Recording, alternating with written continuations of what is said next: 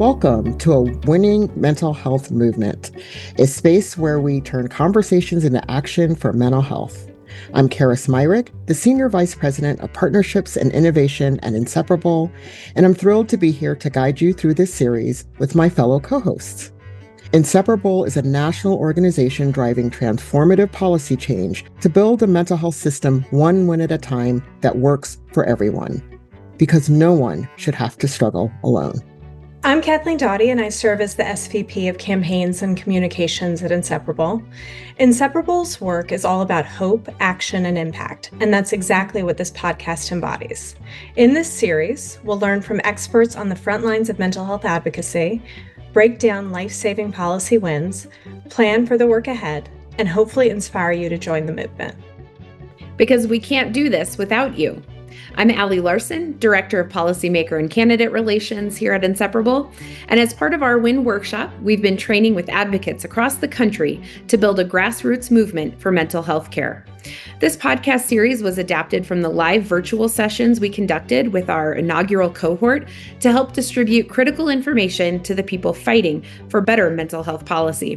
Whether you're a policymaker, a caregiver, or someone who's struggled to get help, this is your invitation to join us as we learn how to not just fight, but win mental health campaigns, because winning saves lives. We're excited to have you all here today. Today, we will be focusing and diving in on research and framing.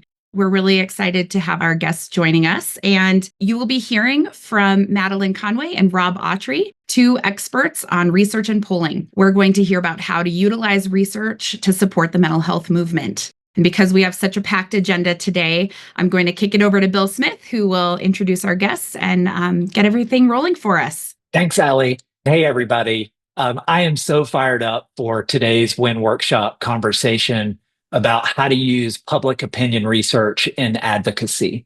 How to shape an argument and create messages that bring the most people along with you is one of the most important things you can do. And research just plays a huge role in that.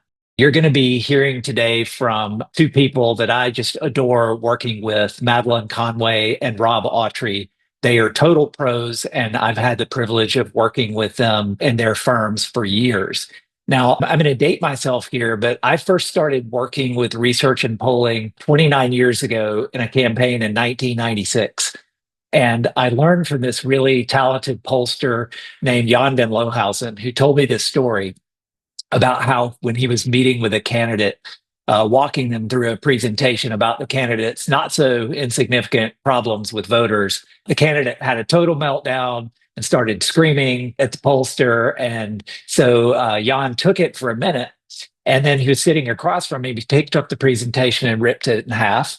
He took out a legal pad like he was taking notes, and he said, "Fine, you tell me, what do you want the numbers to say?" That story has always stuck with me through the years as a reminder to work with research professionals who are going to tell you what you need to hear and understand, not what you want to hear. And that is just such a crucial thing when you're figuring out who to partner with in this work and having folks that have the integrity to tell you the hard stuff. So I'm excited for you to hear today from Madeline and Rob. They're incredible strategists who are not afraid to dive into really complex issues and voter attitudes and bring from that process the real insights that you need to build a winning coalition. So I'm going to turn it back over to Karis to guide the conversation here with Madeline and Rob. But I just wanted to pop on for a minute to say thank you to Madeline and Rob for all their good work and partnership over the years and for sharing with us today. So thanks, Karis. I'll turn it back over to you. Thanks so much, Bill. And that was a great story, a great way to get us started. But before we launch, I think one of the first things I would love Rob and Madeline to do is just to tell us a little bit about yourself, and also how did you even get into this career in research? Yeah, I'll start. So happy to be with you all today. I'm Rob Autry, founder of Meeting Street Insights. We're based in Charleston, South Carolina. How I got into this business? Well, I think kind of looking back, it probably should have been obvious in college that I was destined to be a pollster. I was hooked on politics from a very early age. I remember reading about it as a kid, that obsession only deepened when I was in college. And when I told my parents I wanted to major in political science, my father said, well, you should think about broadening your horizons. So I also majored in economics. So those were my two majors. But after college, politics was still my passion. I moved up to DC, hit Capitol Hill with a stack of resumes, a plan, ambition. And about a week later, I realized, yeah, this isn't really for me. Fortunately, one of the chief of staffs that I had met connected me with a candidate who was running for state house in Virginia. This was 1995. My first job out of college was running a state house race. And that's really when I got the bug. The next couple of years, I managed a state senate race, in addition to that, a congressional race. And along the way, I hired a pollster who convinced me to take a year or two off to work for him, which I did, which turned into roughly 18 years of working with this polling firm. And then in 2015, me and my team launched Meeting Street Insights. Now, I'll be honest, some of the glamour of campaign life has faded over the years, certainly over the last 10 or so years. But what's never really faded, though, is my unwavering belief in the power of public opinion research. And we'll talk a lot about this today, but it's not just understanding what people think, but also how to influence and shape what they think. And I think that part of what Madeline and I do is what keeps me coming in the morning. It's what's passionate about my clients, my work, and I really look forward to sharing with you today. So thank you for having me. I'm Madeline Conway. I'm also a pollster at Impact Research and a focus group moderator. Thank you all for having us today. It's really wonderful, and I appreciate the kind words, Bill, and I've really enjoyed the work we've done over the years together. But like Rob, I was always interested in politics from a young age, but I also I was kind of a nerd about news, and I read the newspaper, and I initially thought I wanted to be a journalist, which is actually how I started my career, as I was a reporter for a certain number of years in college. I did these internships at different small newsrooms around the country and got to know people in a way that was really fun. And I loved talking to people, voters on the ground, and hearing kind of what they thought about things. And that eventually led me to polling. I ended up deciding that, newspaper journalism was going through a difficult period. It was a little hard to find jobs, and I really loved the political campaign world as well. I had done some internships on campaigns, in high school and college, and decided to make that jump. And worked on campaigns for a few years, like Rob did, and really found, having worked with a pollster for the first time, that person kind of gets to do the mix of what I got to do as a reporter, which is ask people questions about the things that they care about, and also be involved in electing candidates that I supported and causes that I supported to office. And so, now I tell people who I know from my journalism days that I'm still sort of like a journalist. I ask people questions all day. It's just in a poll or in a focus group instead of for a newspaper article. And, kind of similar to Rob, I think what really attracted me to this work is the idea of really being the person on a campaign or, maybe part of an organization that's on the ground, hearing from the voters that are being affected by the things directly. I think too often, on a political campaign, I live in DC and I love people in DC, but it's also important to get out of DC. And I like being the person that travels to Wisconsin or Mississippi or wherever we're running a campaign or talking about issues, or on Zoom talks to people from across the country, to really making sure we're getting that perspective into policy making and into campaigns. And then again, being able to think about how can we, whether it's an issue organization or a candidate who cares about a certain issue and is making a case, how do we talk about issues in a way that really resonates and makes voters feel like we're hearing them and we're addressing the things that they care about? So that's what brought me to polling and keeps me doing it. Fantastic. Thank you both for sharing bits of your story. And we're going to get, more into the specifics in a second, but I'm wondering if we could first start talking about sort of what are the broad strokes of why we do research? Yeah, and I can certainly start on this. And I think actually we've got some slides. Because one of the things you'll learn, Madeline can back this up, pollsters love PowerPoints. We live for PowerPoint presentations. So we kind of put together sort of 10 main reasons why you would do research. and what you do with this research. And so I'll walk you through a couple of these here. At the top of this list, measuring the mood in the political environment. Nothing that we do in politics or public policy campaigns or advocacy campaigns happens in a vacuum. So understanding that broader political environment, the mood of the country, the level of trust in institutions, what's dominating the news cycle, in many respects, it sort of acts like the weather. It shapes how people feel, what they prioritize, and how they're likely to respond to some of our policy ideas. So understanding the mood, the political environment is extremely important when you're doing research. Confirming issues and measuring the intensity of issues. You'll see it in several places here. We're really big believers on intensity of issues, particularly in public policy and advocacy campaigns.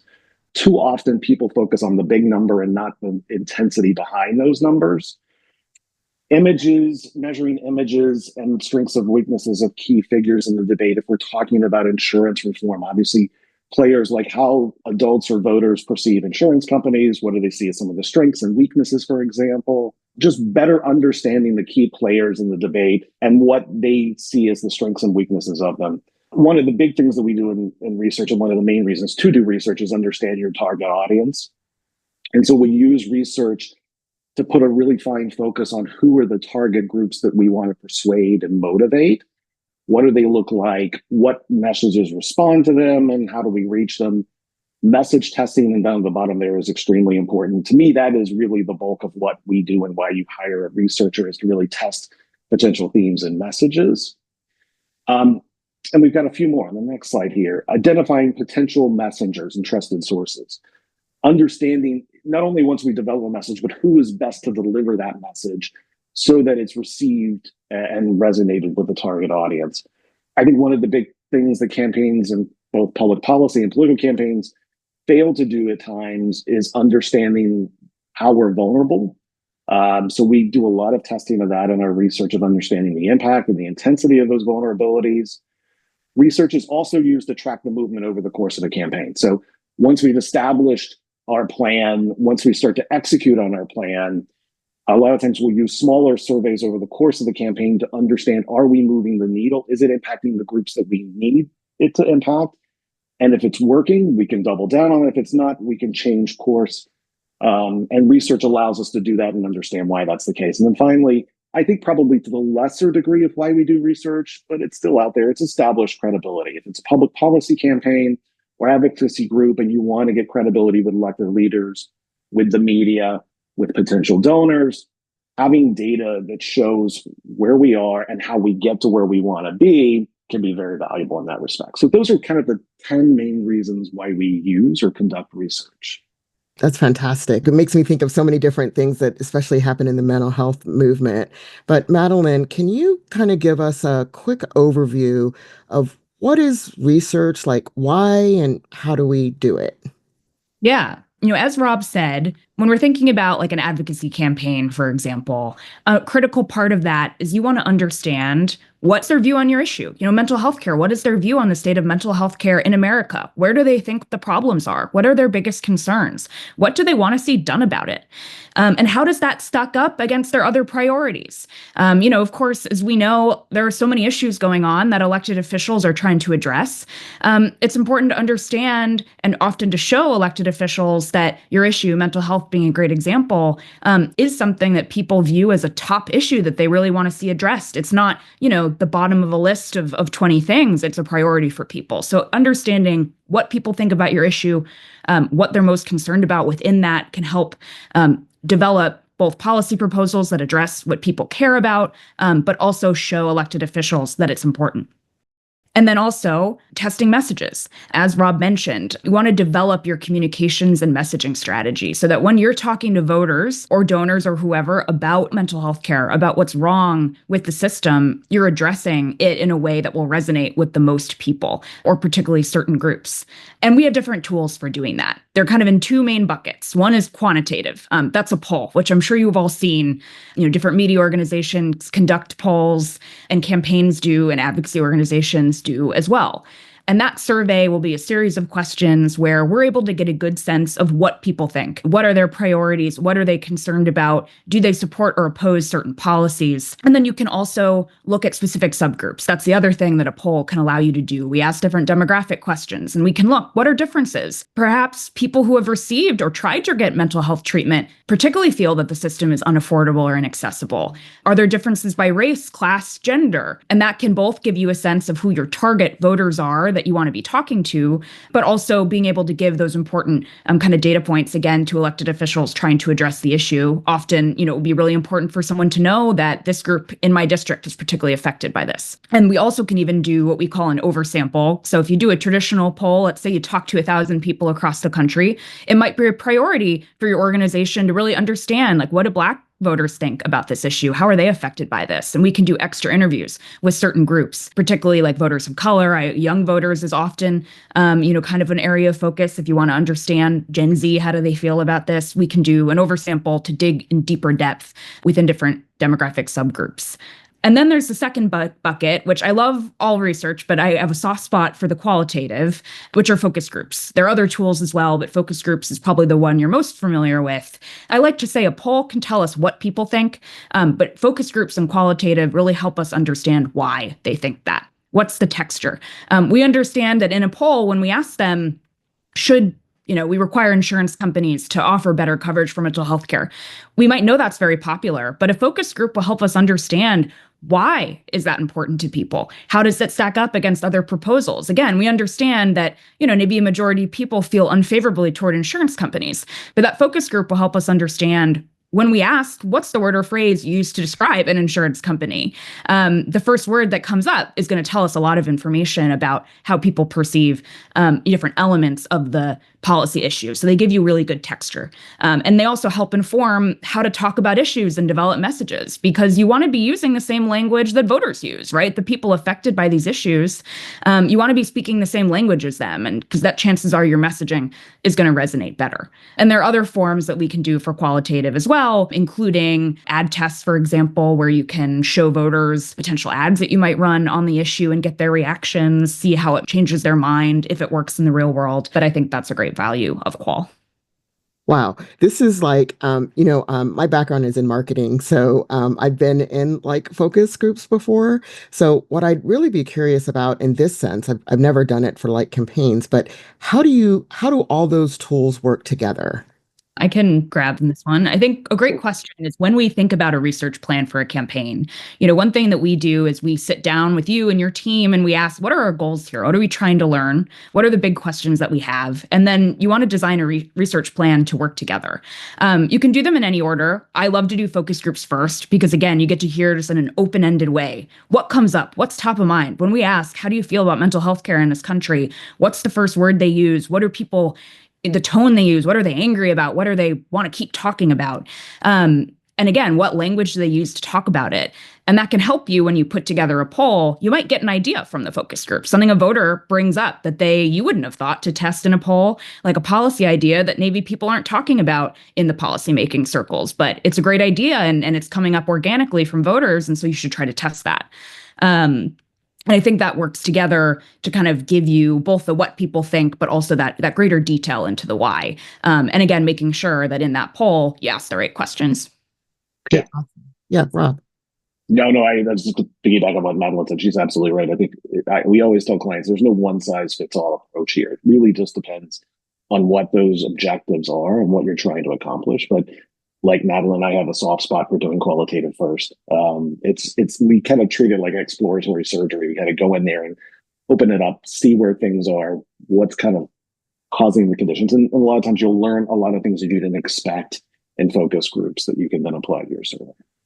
Okay, fantastic. And so when you're doing this, like, what are some common mistakes that campaigns fall into, especially that ends up with resulting in using research poorly?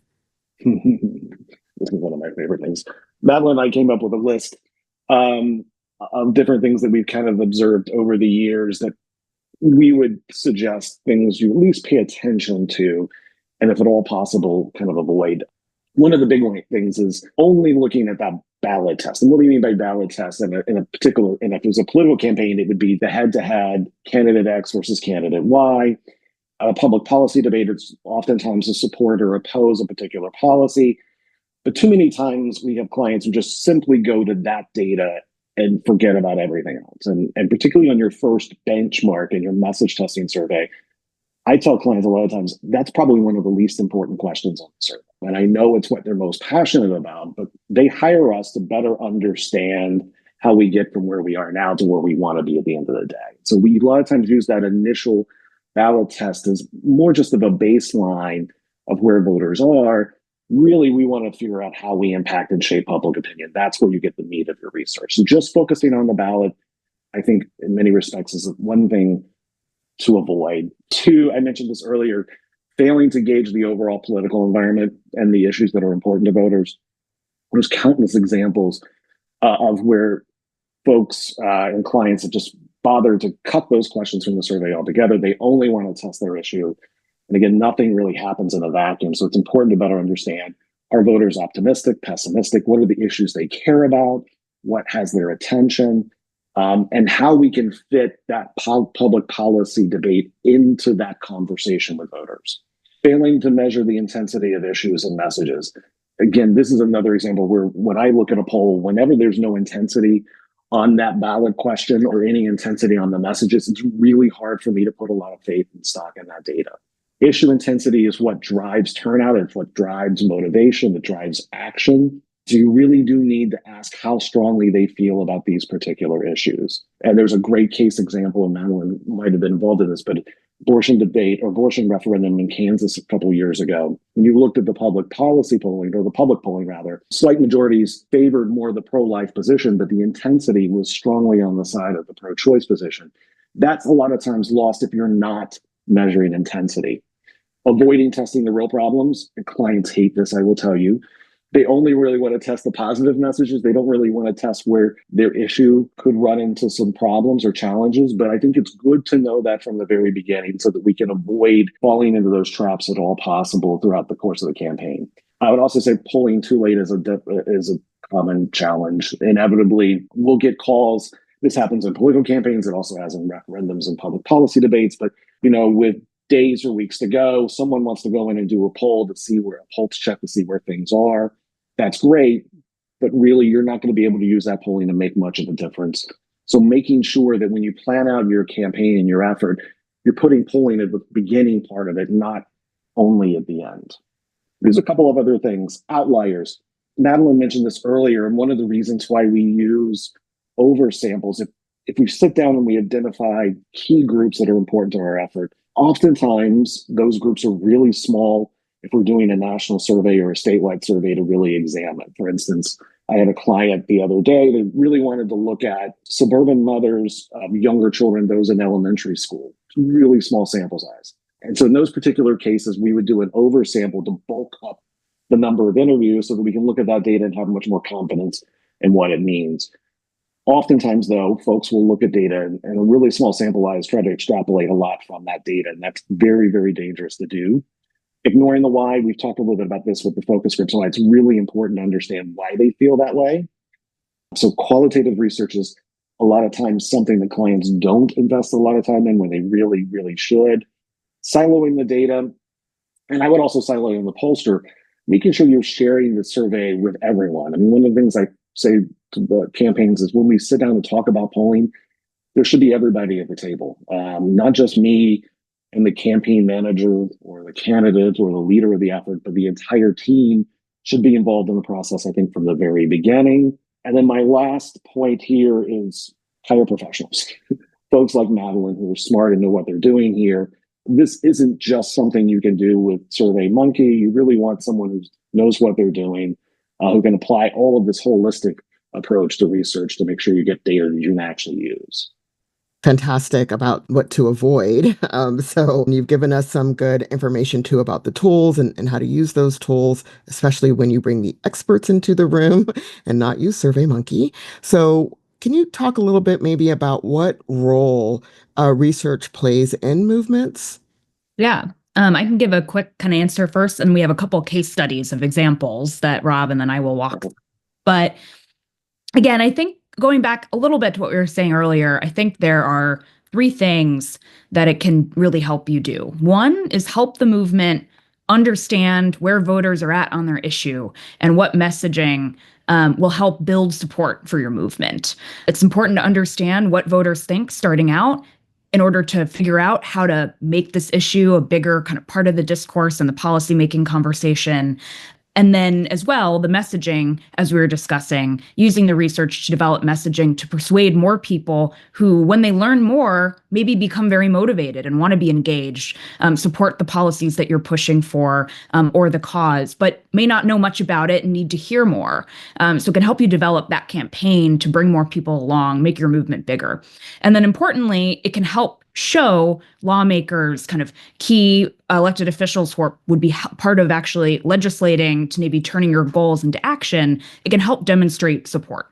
So it can help with that advocacy to both first understand the issue and how it should be talked about, but then also bring that data to whether it's people in Congress and your state legislature, your city council, to make the case to them, this issue is important to your voters. And not only is this the right thing to do on the merits, but also it's going to help you electorally, which can be really powerful in getting that issue up on the priority list of maybe what Congress is doing. And then maybe we can go through the kind of examples that we have of how we've used it in the mental health space. I'll take this first one here. We recently, and by recently, I think in the last 2 or 3 weeks, there's a focus groups on understanding youth mental health today and the role schools in particular play in addressing youth mental health. Like we talked about earlier, we started with a series of exploratory focus groups. First group we did, and Bill and others were in the back room when we did this. First group we did were among Republicans, and just really kind of understanding how they responded, or how they understood about the issue, but also responded specifically to some of the messages. And we tested about 10 or so messages. And what was really clear, this was our first attempt when kind of understanding messaging. It was pretty clear going through the setup debate, understanding how they talk about this issue, what they think about this issue, how they responded to the messages we put in front of them, that there was something that was clearly missing with Republicans. And that was really the role of parents in the process. And again, we were geared really towards school-based approaches to addressing youth mental health. But these voters kept telling us in the groups, they wanted to know the role of parents. So we took what they were saying essentially and turned it into a message. What we did, and that's that top message there, we refined it. First of all, we created it based on what we heard in the focus groups.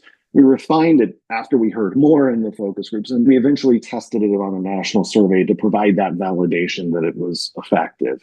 I will tell you, it became our best performing message across all the groups that we did, both Republicans and Democrats, but particularly with Republicans, where we initially had some really hard time getting the buy-in to some of these approaches. But when we talk specifically about creating the safety net for children, where parents and educators are working hand in hand, it really resonated with them. In fact, in this particular survey, 51% of voters nationally agreed with that statement, 85% either strongly or somewhat agreed with it. And when you look at the data, there's really no difference between Democrats and Republicans on that particular message. So that's an example of where we didn't actually have this as a message in our initial focus groups. We used what we heard from voters in that groups to create it, then refine it, and then ultimately test it in a survey to provide that certainty that it was effective. Madeline's got some other kind of recent examples from a project we did last year. Yeah, so we did a poll with Rob's firm as well last year about access to mental health care, hurdles to that, and different policy proposals, particularly around insurance and making insurance improve their coverage for mental health care. I'm going to show just a few slides as examples of how we demonstrated, both understood the issue and then used the poll to demonstrate support, again, for that key kind of advocacy step where you're in a meeting with an elected official who says, yeah, okay, this sounds nice, but do voters support this? Am I going to pay a penalty at the ballot box or whatever? One question we asked, and this goes back to Rob's point about it being important to understand the broader political environment. What issues do voters care about? We did this poll in June of 2024. As probably most of you know, the cost of living and inflation was a real top concern for people. It still is. It definitely was then. So we wanted to test concern about and how much of a priority these issues are our issue, which are the ones in the middle here, expanding access to mental health care, addressing the mental health crisis in this country, improving insurance coverage so patients can pay less out of pocket for their health care. We wanted to show elected officials that these issues were a priority for voters almost to the same extent of other issues that they know that voters care about, like lowering the cost of living, securing the border, and protecting abortion rights, different issues different voters cared about. So we asked Battery, how important of a priority is this issue that you think Congress and elected officials should make? And what we saw here is that 89% of voters said it was at least somewhat important for elected officials to expand access to mental health care, including 56% think it should be a very important priority. And so this helped demonstrate that there's strong support for these things. But notably as well, we see it's bipartisan. We broke this out among Democrats, independents, and Republicans, among Black and Hispanic voters. We showed that these are big priorities really across the board, including a majority of independents saying this is very important, a plurality of Republicans, a majority said it was important. So we could show elected officials across the aisle, this is going to help you with those swing voters. Your base likes this issue. But it also gave us some important context on how we could set up our messaging. Lowering the cost of living and making healthcare broadly more affordable are two very top priorities. A whopping 96% of voters said lowering the cost of living is important. Something we can take from this is that part of the way to talk about mental health care is to talk about how improving that coverage will lower costs for families who are concerned about the cost of mental health care. So that's a good way to frame the issue. So then we asked a series of diagnostic questions to understand what are voters' concerns about how mental health care is currently delivered in this country. We asked this pretty simple question. From what you know, how difficult is it to get access to mental health care right now? A whopping 53% of voters said it is difficult right now to get access to mental health care. That includes 61% of Democrats, 53% of independents, 43% the plurality of Republicans. Very few, only 23% say it's easy. That's true across racial lines. It's especially true among the voters who had tried to access mental health treatment before. So this helped us diagnose this and show elected officials this is a problem. Voters think this is hard to access, and that's something that should be addressed. And then we asked about costs. In your view right now, is mental health care too expensive or affordable? A whopping, again, 52% say it's too expensive and only 9% said it's affordable. And again, going back to that first slide, we know that voters at this point were very upset about the cost of living. They were struggling to keep up with everyday costs, including the cost of health care. And so this is a proof point here that shows this is another way, this is a part of that bigger issue about costs and affordability that voters care about. And again, this is something that elected officials could talk about to say, one way I'm addressing costs is also by bringing down the cost of healthcare. And then we asked a question, do you think elected officials in your state are doing enough or not enough to address mental health care? Again, a whopping majority, 61% said my elected officials are not doing enough. That included majorities across party lines. This isn't just an issue that Democrats care about. Independents agree, Republicans agree, voters across racial lines agree. And this data point is useful that in a conversation that you're having with elected officials, an advocacy conversation, this is something to point to say, hey, your voters across party lines want you to do more on this issue. Then we also demonstrated support for a series of policy proposals, different ways, policies that Inseparable was advocating for, particularly around insurance. So requiring health insurance companies to cover needed mental health care when prescribed by a patient's doctor, which doesn't happen a lot of the time. A whopping 94% majority say they favor that proposal. Very popular across party lines, which we demonstrated here. And I won't read through all of them, but essentially these series of policies were very popular. We were able to demonstrate, to elected officials that there was strong support for this agenda.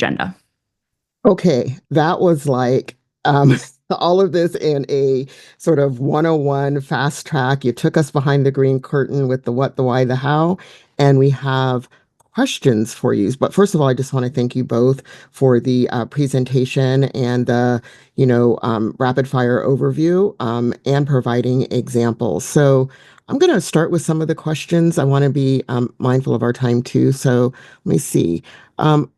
So one of the questions you said, use experts. So of course somebody's going to ask, how much is that going to cost? So what is the price point for a poll? Oh, wow. That's a tough question to answer because it really sort of depends on where we're polling, right? If this is a national effort, national survey is much larger in scale, more expensive. If it's a smaller state like South Dakota, that's so it really does depend on kind of who your target universe is. Who are we really wanting to gauge the opinions of and figure out if we can impact them? Um, and the tool that you're using, right? The national benchmark messaging surveys are pretty expensive, and not to get too deep in the weeds on this, because I think we could do an entire workshop on the challenges of polling in this day and age. But it really does depend on kind of who your target audience is, what tool that Madeline went over that we want to employ. It's kind of hard to really put a number on it. Okay. All right. So you also talked about challenges related to polling too late. So can you speak to the general timeline for projects that you take on? It sort of depends on the context again, but I guess in the context of an advocacy sort of campaign, to Rob's point, there's no magic date. You need to have a poll in the field by X date or it's not worth it, so much as you want it to be part of the beginning of your process. So if you're putting together, let's say a message, you want to put together a messaging infrastructure on how to talk about your issue. You want to engage research earlier on that end. It should be part of the architecture. You don't want probably to have already spent a lot of money on television ads or on digital ads on your issue. And then you come back and say, oh, let's poll and see if we said the right things. Like polling should help you spend money well and have the right conversations with people. And so generally, I think kind of when you're starting to think about, we want to campaign on this issue, that's when I'd bring in a pollster and start having that conversation so that we're part of the team kind of from the ground up and helping you kind of build out the plan rather than kind of tacking us on at the end. I totally agree with that, Madeline. I like to tell candidates there's usually two scarce resources when it comes to campaigns, and it's time and money.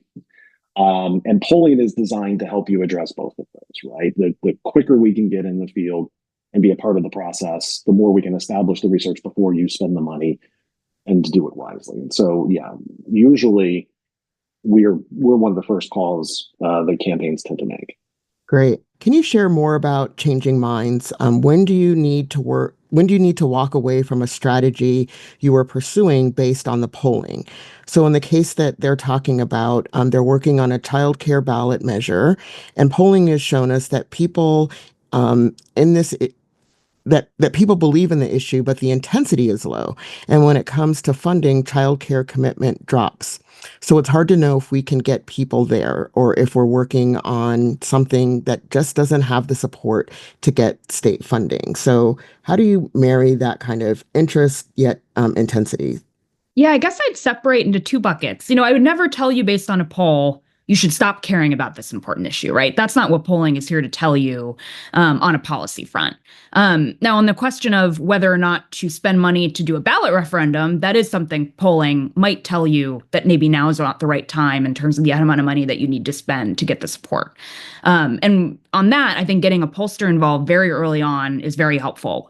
We do a lot, I'm sure Rob does as well. We do a lot of viability research on ballot measures where we'll do a poll, often even before they've decided whether to collect the signatures for the measure, to get a sense of a certain population, where does support for this policy start? And then after messaging, and we usually include both sides if we think there's going to be opponents spending money against it, to get a sense of where does it kind of hash out after voters have heard both our arguments and the opponents' arguments that we expect would be used against us. And we'll often make a recommendation based on kind of the result of that poll. I mean, it kind of varies issue to issue. I'll say like a rule of thumb. I want support for a ballot measure. Again, if you're going to spend millions of dollars to try to pass this policy that way, I want to feel pretty good that it has a good chance of succeeding before I recommend that you go to the ballot. And we test language too, for example. There can be differences in support for an issue phrased one way versus another.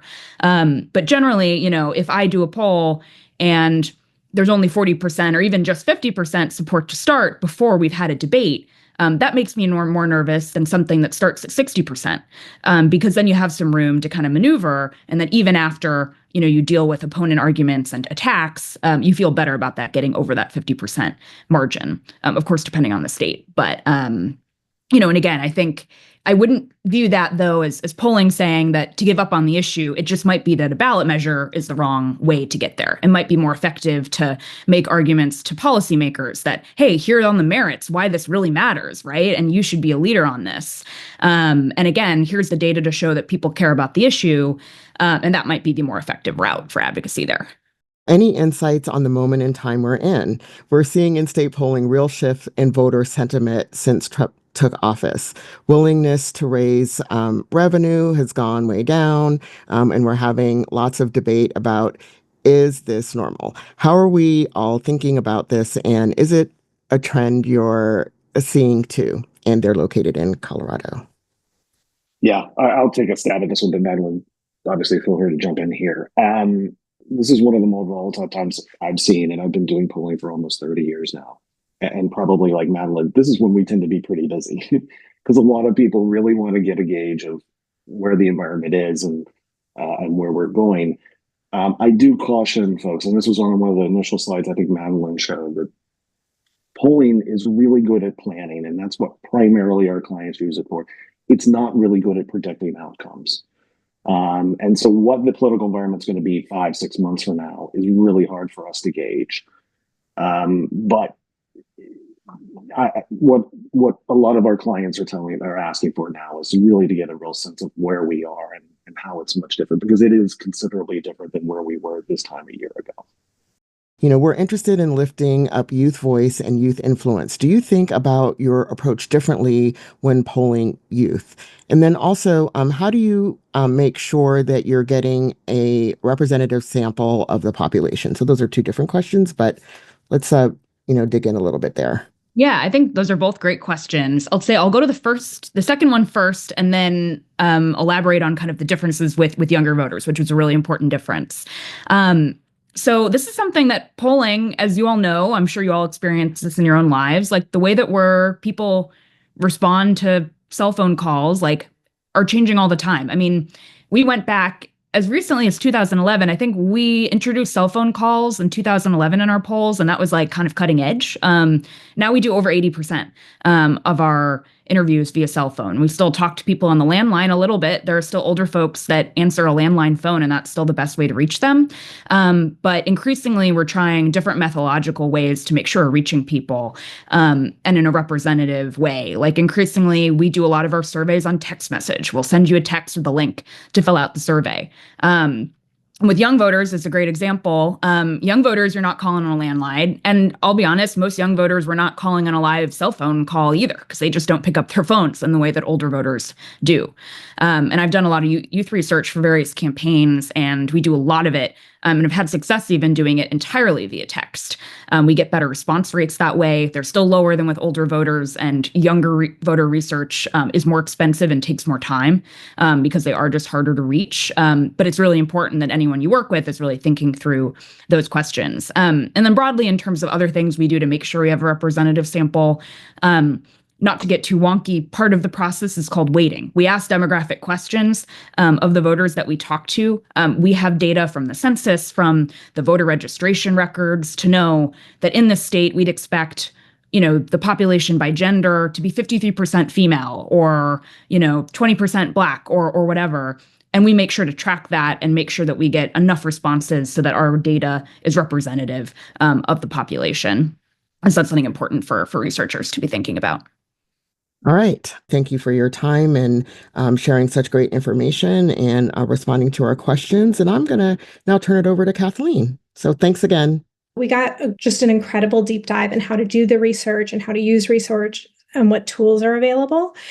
This slide and the resources we put together for you in the drive are really focused on how you as an organization leader can prepare to do some research, digest the research results, and sort of activate them. So I'm going to start by dropping the link to the class materials. There are about 5 items in there, and we've numbered them so you sort of have a sense of the chronological order in which these materials are used. But it's still like a lot of information to digest. So don't feel like you need to read all of it. Just feel like it's there for you to see in very tangible ways what this research looks like. So I'll just talk you through each piece, and then we will take questions and hopefully move on quickly. So step 1 is prepping for research. So this is the work that Inseparable did to prepare to work with Rob and Madeline on a focus group where we were trying to get better insights on health insurance. So we had read the ProPublica article that we'd shared with you. We sort of had dug deeper and we were really appalled by some of the denial practices we saw. So we thought, what are all the policies we could do to maybe address this? And we put it into this brief. And if you read the brief, it's pretty sprawling. So it's got the purpose of the research, the big questions we had, sort of our hypothesized problem statement, and then a bunch of different articles that both have like stories of people experiencing difficulty accessing health insurance and also a lot of data, and then a whole list of policies we thought might help. Those were pulled from our policy team. Angela Kimball will talk more about that process next time, but that we sort of just made a whole list of things we wanted to test. And then we also worked a little bit on like anticipated arguments and rebuttal. So if we go after health insurance companies to hold them more accountable, what's the pushback going to be? It's going to raise premiums. And we sort of thought through that process. So that was the polling brief. And then we shared that with the Meeting Street team to sort of help guide the structure of the focus group. And when Rob got it, he was like, this is way too much. So if you are putting together a polling brief, do not feel like you need to go this far, but I just shared it so you could see. The next piece is the deck that Meeting Street put together for us after the focus groups. So we did 6 focus groups in 3 different cities. They were diverse groups, a mix of, so we had like Republican men in one city, African-American women or people in another city, and those sort of a mix. So you were hearing different voices from different groups. And this deck is just so robust, and you have really the qualitative research that they talked about. So you have quotes from people answering specific questions, and it really shaped our thinking on this. It's like a 60-slide deck. So again, it's really long, but at the very end, there are 8 points that are like the bottom line findings. And those, like if you're trying to just get the summary of the deck, go there. From there, the next piece we do, just as a process, is like framing up the results to fit with sort of our messaging of the moment. And so we took those 8 bottom line recommendations, put it into a poll memo. And again, we sort of framed it up with, this is the problem we're trying to solve. These are the solutions we think could help solve it. And those solutions, by the way, were adapted based on the findings of the focus group. So it's like, we know voters don't like these issues. We know that these are really sort of low-hanging fruit. So the solutions were adapted, and then some calls to action. I just mentioned that because I think it's like a key, like it's not very effective to send people 60 slides worth of information. Like you've got to like repurpose it for people. And for us, it's been very useful to do a poll memo that we can then adapt to, like, this is going to the donors and this is going to our partners and those sorts of things. So there are other ways to do this. I'm just sort of identifying like what's in that folder so you can digest it. And then the final piece is just, these are expensive instruments with really interesting information. So distributing it and repackaging it in as many ways as you possibly can for as long as you possibly can will like get the most ROI on it. So some of the things we do are webinars with our partners. There's a social media toolkit in your folder, and you can sort of see the way our social media associate sort of chopped all of this data up into really bite-sized pieces that's really digestible. We do press pitches, and then we just incorporate it in an ongoing way in conversations with policymakers and funders and partners. And then another application I thought of, we also work to get candidates to incorporate this information into their platforms because we want them talking about it at the doors. So those are sort of the whole like timeline of how we use this information. And if you look below, this information is like aligned. So the material, if you're looking for the protect patient's brief, that's the prep thing, and you should be able to find it. So if no one else has anything, I will turn it over to Allie. Thank you guys for spending this time with us today. I thought this was a really excellent education on research and polling and the framing of messaging, just so much to sink our teeth into there. So thank you to our guests, Rob and Madeline. Just what a great overview of this work. And we're so thankful that you were able to join us today. And I hope everyone has a wonderful weekend, and we'll see you next month. And that's a wrap for this episode. Thank you for joining us as we work to turn mental health policy into real wins that save lives. Remember, change doesn't happen by accident. It happens when people like you make it happen. Want to keep the momentum going? Visit inseparable.us to find toolkits, campaign resources, and ways to take action in your community. And if today's conversation resonated with you, share this episode with someone who needs to hear it, because mental health advocacy grows when we work together. This podcast is just the beginning. If you're ready to go deeper, make sure you catch up on this entire series to get trained on how to fight and win mental health campaigns in your state. Because when we organize, we don't just make noise, we make change. Thanks again for listening. I'm Karis Myrick. I'm Kathleen Doughty. And I'm Allie Larson, and we'll see you on the next episode.